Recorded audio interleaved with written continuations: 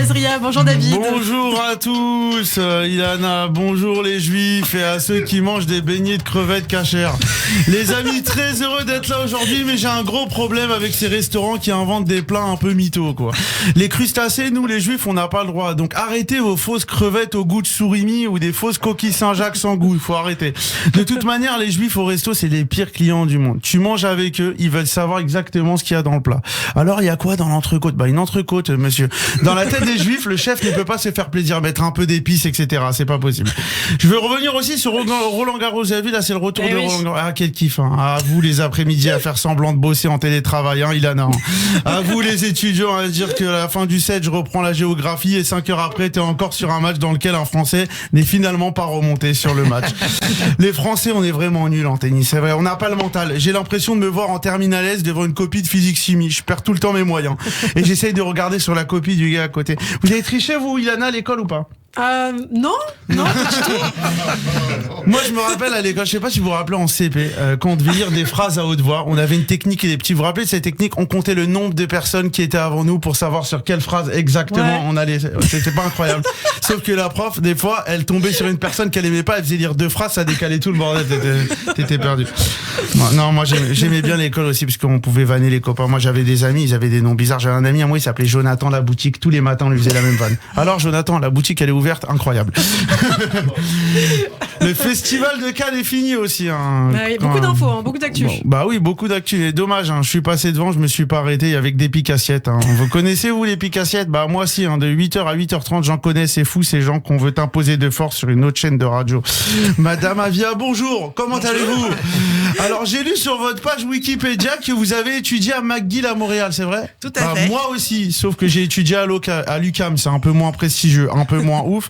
Et deuxième point commun, j'ai vu que vous étiez prof à Cergy-Pontoise. C'est encore vrai, ça? Alors, plus maintenant, mais oui, je l'ai fait. Parce que moi, j'étais prof d'anglais à la fac de Cergy. J'ai réalisé une licence là-bas. Je vous embrasse. Vous étiez prof d'anglais? J'étais prof d'anglais, ouais, de TD. Non, c'est vrai. Pourquoi c'est une blague? On peut pas. Nous aussi, on a un CV, oh. Il y a que toi qui as le droit de briller sur Radio J de 16h à 19h. Nous aussi, on a un CV. Non.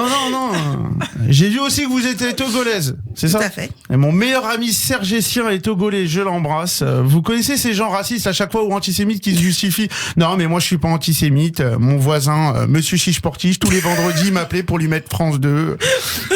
Faut arrêter ça.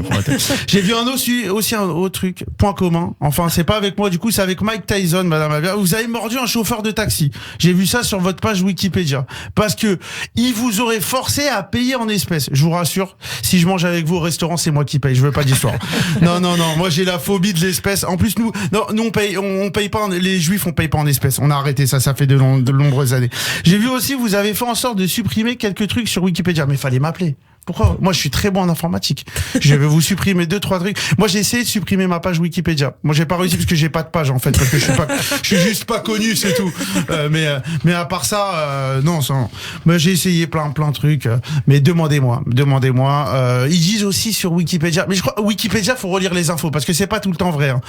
Pour l'instant, là, je peux vous dire, c'est pas très vrai tout ce que vous êtes en train de dire. Donc, alors, Wikipédia, c'est faux. Je suis avec Madame Avia, elle a dit que c'était faux. Donc, on va supprimer sa page aujourd'hui. Et j'ai vu un autre truc. Il y a un gars là, un assistant parlementaire. Je pense que c'est un faux gars aussi.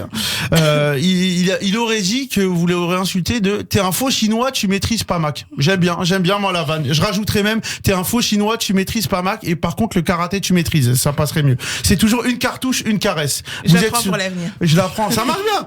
Vous êtes sur Radio J 94.8, le Barbier du matin. L'émission est top, mais Christophe Barbier s'habille toujours aussi mal. Voilà, une cartouche, une caresse. Mais défendez-vous, Christophe. Ne laissez pas. Je sais que depuis qu'il a dit qu'il était prof d'anglais, il a plus aucune crédibilité. Il peut dire ce qu'il veut. Allez, une cartouche, une caresse. Et voilà, exactement. Allez, à demain sur Radio. Merci beaucoup, David Azria.